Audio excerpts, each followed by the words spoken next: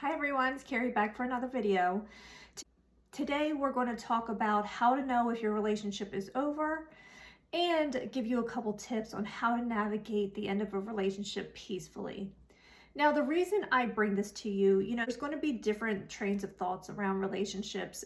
I am not an advocate of staying in a relationship just because it's comfortable, just because there's kids involved. There is a benefit to saying, hey, I'm good enough and I can respect you enough to walk away and love myself enough to say, I want something more. So, for example, if you're staying in a relationship for the sake of the kids, you're creating the love blueprint that they understand and duplicate when they are adults. So think about it in the sense of, however old your kids are, 10, 15 years, if they brought somebody home and had the same relationship that you have right now, is that good enough for your child?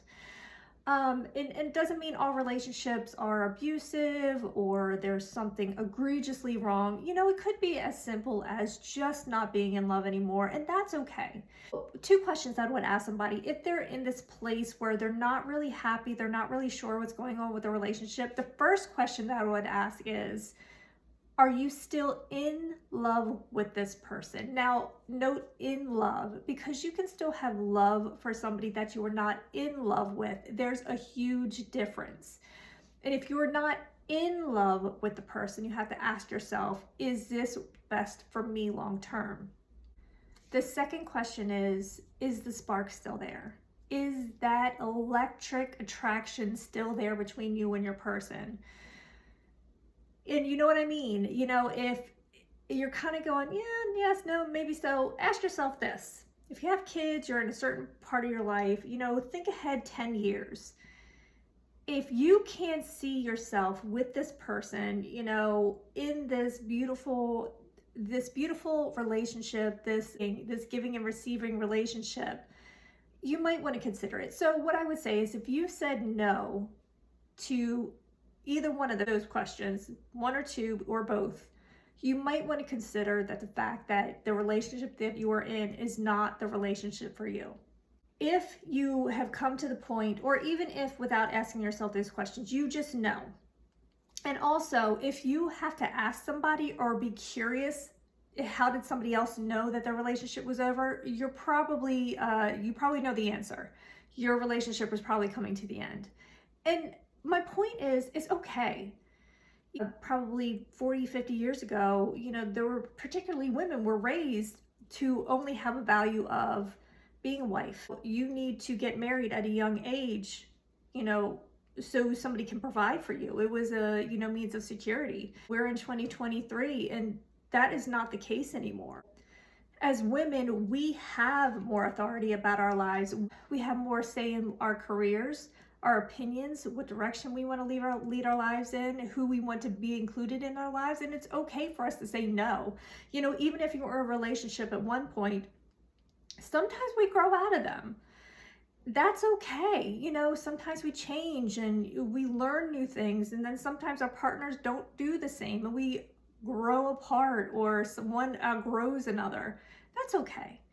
So these are my best tips on how to end a relationship peacefully. Once you've made the decision and you've had the first conversation, and that is probably the hardest part, saying it out loud is probably the hardest part. The first tip is check your mindset.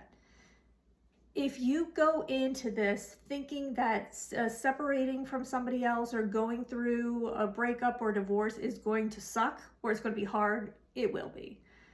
So get into the mindset that this is for the best.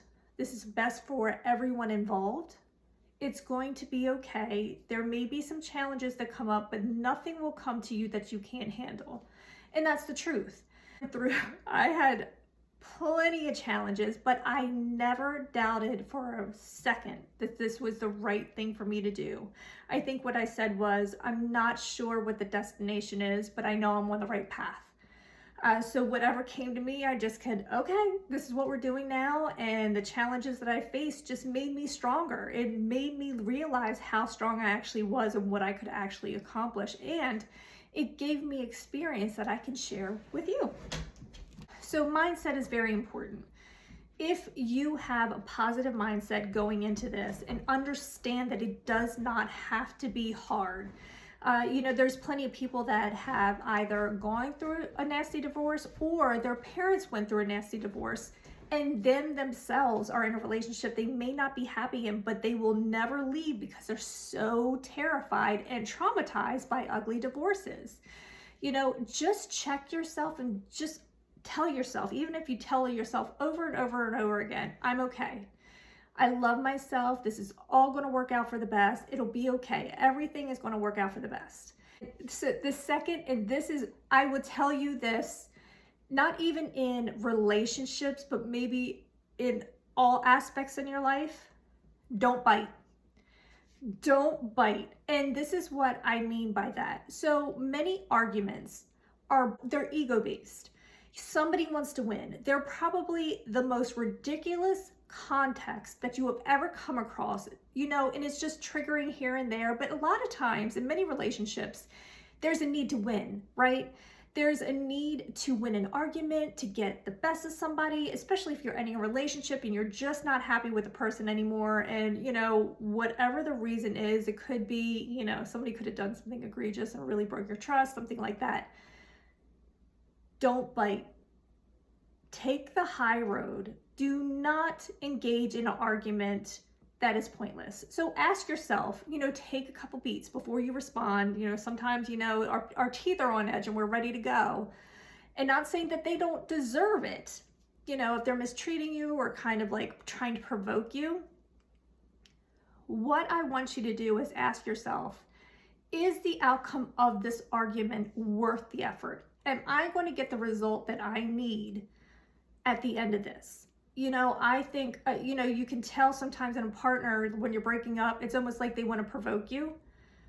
Don't bite, because it almost like takes all their power out of them and it's not even worth it. Now, I'm not saying if you need to stand up for yourself, stand up for yourself. If it comes down to what is best for you or your kids or the safety and protection of them, yes. I'm not saying to argue. I'm saying that to stand up for yourself and stand up with what you need, what's right, and all those things.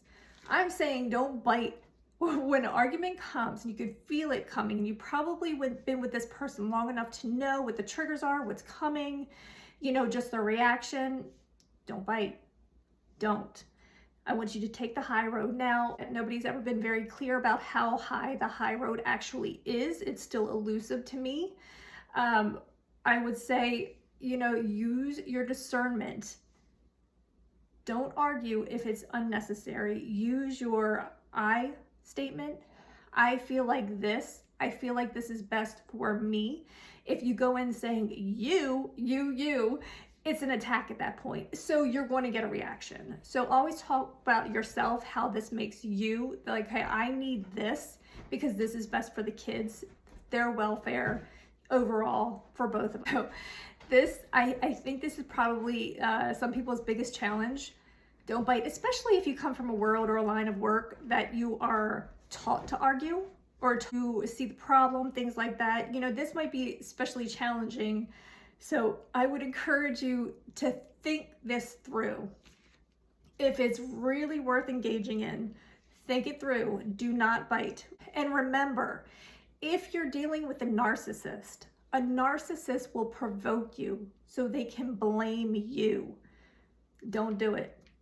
You want to take the power away from a narcissist? Don't bite. Sure. Argument. There's no argument. It's done. They will probably be more upset and your reaction will be more effective if you just don't bite at all. It's just not worth it. My third tip, when you're ending a relationship with the intent to end it peacefully, create a boundary. Boundaries are very important. We've talked about them in other videos. And the reason why I say create a boundary, because when you are breaking up with somebody, whether it was just, you've been living together, or your long-term relationship, short-term relationship, or even a marriage, there is a habit. You know each other well enough. You know where you go, you know where you go to eat, if you're getting groomed, where you get hair done, your nails done, whatever your routine is, the other person probably knows you well enough to know what it is. So when you're breaking up with somebody or ending a relationship, create a boundary, because this person does not need to know everything that's going on with you now. You know, if you're going to, you know, in midday you go do something, if they ask you where are you going, well, it's none of your business. You know, sorry, you know, that I'm going out. Thank you for your concern. I'll be okay. You know, something like that. The point of creating a boundary at this point is to establish that the relationship is over and we're going to have these boundaries. You know, I don't owe anything to you anymore. So if I go out to hang out with my friends, you don't need to know where I'm going. You don't need to know what time I'm coming back. As long as my responsibilities are taken care of, that is none of anybody else's concern. So, and it's almost practice, right? Because you've had this relationship for however long it is, it's almost creating the habit of not doing that. You know, you're almost training to remove that attachment. And it also gives you your own space. And I'm telling you from my own experience, having my own space again made all the difference. You know, you're actually, when you're sharing space with this person, whether you realize it or not, you're picking up on their energy. Now, if you are energy sensitive like me, you'll understand what I'm saying, because it really does affect you. If you're not, maybe you don't realize it, but this person's attitude, the way they think about things, the way they behave, their approach to a breakup will affect you. So creating that boundary makes all the difference. And just say, look, we're going to have to separate here, you know. And I would say, if you're sharing space, do what you can as soon as possible to separate your spaces. That's very important. Don't cohabitate longer than you actually have to. You know, if you say, hey, we're broken up, but we're staying in the same house for the kids, bad call. I understand that there's economic challenges these days. I get it. But don't do it under the guise of we're just staying in the same house for the kids, because what will happen is the kids will be more confused than anything. And if you are constantly staying away from each other to not argue, or you know, you're trying to make decisions for the kids and you just can't communicate, they're going to see this. It's almost going to make it worse. And then there's going to be a day that one or both of you move on to another relationship, and what are you going to do? You're in the same house. It's so weird. It's so confusing for the kids and you know, you go through your relationship and you heal. You should have the freedom to do what you want and see who you want. So creating the boundary is very, very important. If you want to end a relationship peacefully, understand, one, your mindset plays a part, huge part. If you want to end your relationship peacefully, you just intend it, pay attention and be in the now. Pay attention to what's going on. Positive mindset will make all the difference. 2, don't bite. I'm telling you, this is the best advice that I can give you. Do not bite. Even if the person is driving you crazy, let's be fair. Those behaviors that they're exhibiting that drive you crazy now, they were probably there before. So let's just own that and just don't pick at them and go after them, because it was probably always an issue. The reason why people break up, that issue was probably already there. It was there from the beginning, but now we just don't like it anymore. We can't take it anymore. So let's be fair. Just don't bite. You can discuss things without arguing. It's just practicing using your words. That's all it is. And then 3, the boundaries. Create the boundaries so you can have a pleasant experience, and everybody involved in the breakup can have a pleasant experience. The greatest gift that you can give anybody else, particularly your kids, is to let them know that relationships can end peacefully. Remember when I said about people are so jaded about, you know, seeing somebody going through a nasty divorce, or have witnessed a nasty divorce, or have gone through a nasty divorce. If you can show your kids that it's okay to end a relationship and they can end peacefully, you're setting them up in the future, so when they do go through their own relationships, one, they're not going to hang on to that relationship longer than they need to, because they know it's okay. If they're ever in a relationship that, you know, isn't safe or isn't good or healthy, they'll be much quicker to end it, and they know it's okay. You know, it just didn't work out, we're just going to move on. So you're actually giving your kids a gift by ending your relationship peacefully. So those are my best tips for ending a relationship peacefully. I hope you enjoyed this video, and if you did, please go ahead and like below. I have also included the link to my website, Keypossible, below if you wanted to know more about me. Until next time, bye-bye.